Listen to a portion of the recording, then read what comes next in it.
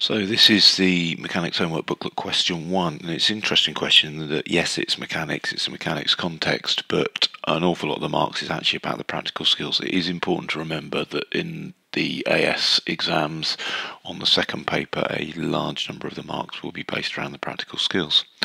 So question 7 is, in the experiment, an unknown load W was supported by two strings kept in tension by equal masses M hung from their free ends.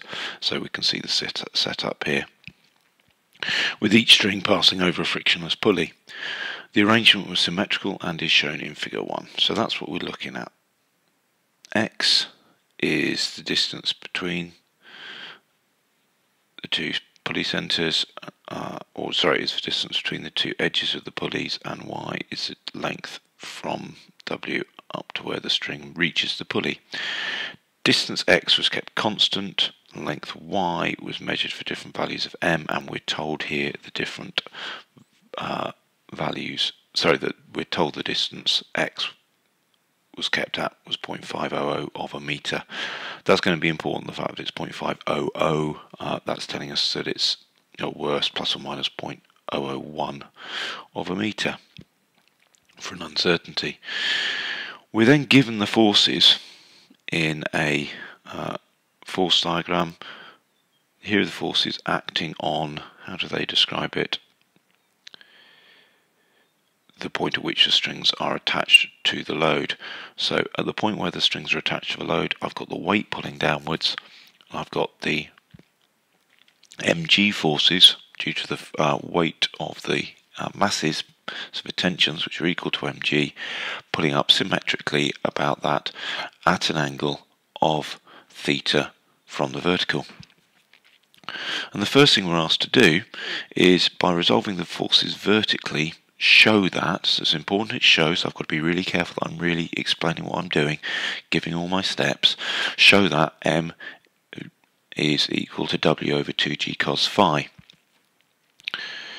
So looking back at that, what I've got to do, resolving vertically, means I've got to think about what's going on with the vertical components. I've done that again. Show what's going on with the vertical components. Obviously the vertical component of W is easy because W is vertical, so the vertical component of W is W. The question is, what's the vertical component of each of these? Now, because of the symmetry, the vertical components are going to be the same. The horizontal components are going to be equal but opposite, but the vertical components are going to be the same. So I've drawn out mg, and I've split that, drawn that as being into a horizontal component, which I've called mg horizontal and mg vertical. The key thing here is to be careful with picking up my angles. Phi is the angle between the vertical and mg. In fact, on this diagram, I could have marked on phi there, which by a z angle would make that angle there phi. The way I think of it is simply it is the angle between the vertical component and mg, the angle between the vertical and mg. Once I've got that, I can look at this and say, well, okay, what I know is mg. What I want to know is mg vertical. Looking from where I've got the angle phi, that is going to be adjacent and hypotenuse, so it's cos. Cos phi is mg vertical upon mv. Mg vertical is mg cos phi. So that's the vertical component of one of the mg forces. If I then try and look at the overall situation, downwards I've got W, upwards I've got mg cos phi from, say, the left, and I've also got mg cos phi from the right hand tension. So I've got W is 2mg cos phi. That was the first key element of the answer, that W is 2mg cos phi. Rearranging that for M, I'm dividing by 2g cos phi, gives me M is W upon 2g cos phi. A lot of work there for 1 mark. Next, we're asked to draw the line of best fit through the points plotted on the graph. When I laid my ruler down, my intention was that that point was above the line, that point was above the line, those two were below, and and I've missed. So in fact, that would be borderline. I've probably claimed I've got 2 above and 3 below, but that line should be a little bit lower down the scale. I've then drawn on a big triangle. I think in the mark scheme the smallest had to be smallest side had to be 8 centimeters. So I've drawn on a big triangle, and to make my life easy, when I've done that, I've drawn in the X direction that stopping and starting and stopping on major lines on my scale, just to make life straightforward for myself. And therefore I've only got to really do hard work in terms of graph reading for the Y direction. And so I've got 0.35, 0.36, 0.37, 0.38, 0.388 at the top, take away 0.25, 0.259, and that gives me a delta y of 0.129, just doing that subtraction. Delta x, much simpler. I've got 0.825 and I've got 0.550. It's a quarter of the way to 0.9. It's halfway to 0.6, 0.275. So the gradient is simply delta y divided by delta x. There's my delta y. There's my delta x. Lob those in, and my calculation was 0.469, and the accepted range was 0.45 to 0.49, which means they probably think it's 0.47, and they accepted 2 or 3 significant figures for that graph. So do remember all those stages in getting the gradient of the graph, particularly when I was going through it with my classes, people weren't drawing big enough triangles. We're given an equation for straight line. For the straight line is m equals w upon g times 1 over 4 minus x upon y squared. We don't need to worry too much about this ugly thing. My first indication was trying to think about what that was, but the key is that on the y-axis I've plotted the mass, there we go, and on the x-axis I plotted that ugly thing, and that means that m the gradient, not this m which is m the mass I'm afraid, but the gradient is equal to that, just by comparing that equation, because m's what's been plotted on the y-axis. 1 upon the square root of 4 minus x upon y squared has been plotted on the x-axis. Whatever that is multiplied by 4 must be the gradient, w upon g.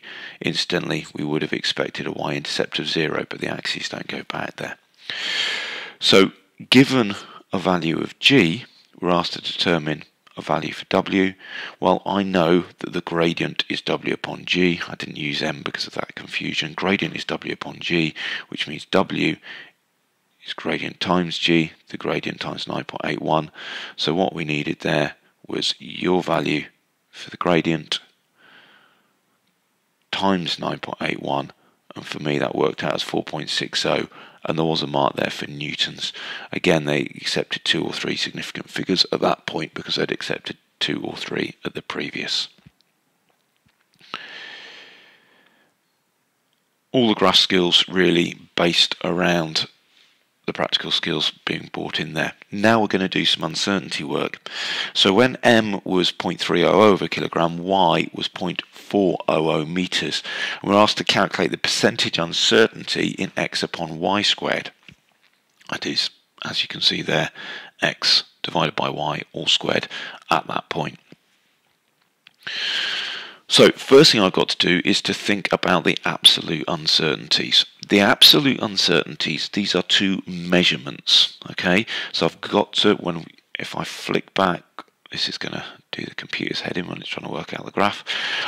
If I flick back to there, when I'm measuring x, I've got to place the 0 and place the far end, and the same for y.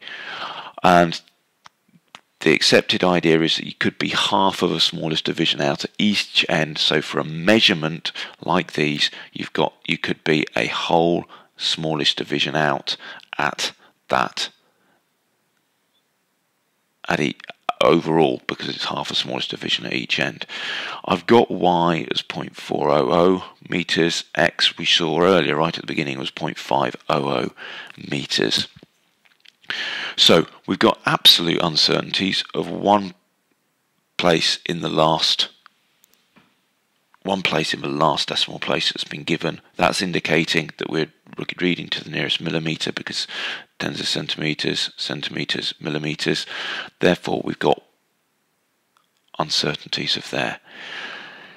Been asked to work out, calculate those percentage uncertainties. So I'm going to convert each of those to percentages, taking the 0.001, the uncertainty, divide by the value, which for x was 0.500, multiplying by 100, 0.2% for x, and for y, slightly higher percentage uncertainty because it's in a smaller value.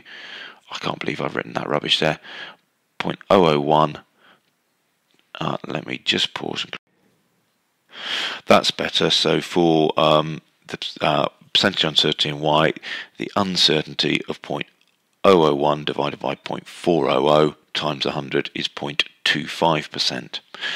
Now, when I do any multiplication or division of values which I know percentage uncertainties in, I can find the percentage uncertainties in the result simply by adding those up. So the percentage uncertainty in x upon y is 0.2 plus 0.25 is 0.45%.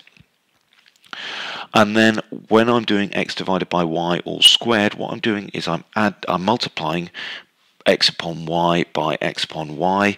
So the percentage uncertainties, I add the percentage uncertainty in x upon y to the percentage uncertainty in x upon y, and that's really doubling, isn't it? So I've got two lots of 0.45, I get to 0.9%. You've noticed as that percentage uncertainty, I've only quoted that to one decimal place. I'd never go above 2 in there. I think 1 would be, 1 there seems most appropriate. So a lot of steps there. Essentially, first of all, work out the percentage uncertainty in individual values, thinking about the absolute uncertainties which are based around smallest division of the measurement. Calculate the percentage uncertainties of the combined values by adding them up when I'm multiplying or dividing, and when I'm squaring I can double. Of course, if that was cubing I could multiply by 3 and so on. Finally then, we're asked to explain the term systematic errors, and that's an error that shows a trend, that shows a pattern, that shows a bias. So it's an error that would be expected to be there in every single reading that you've taken, because in essence something was being done that meant you weren't getting the reading you thought you were getting. But an error that shows a trend or a pattern or a bias seems a good idea. Finally, a really good thinking question. In practice, there may be a systematic error in this experiment because of friction in the pulleys. When the measurements were taken, we're told increasing values of m were used. State and explain how friction in the pulleys would affect the measured values. So again, I need to go back to that original diagram to make sure what's going on there. Lots of scrolling in this question. So what we're doing is these values of m were being increased as time went on. So as time was going on, these will fall, the pulley there will turn that way, the pulley there is going to turn that way, and the weight will go up as a result.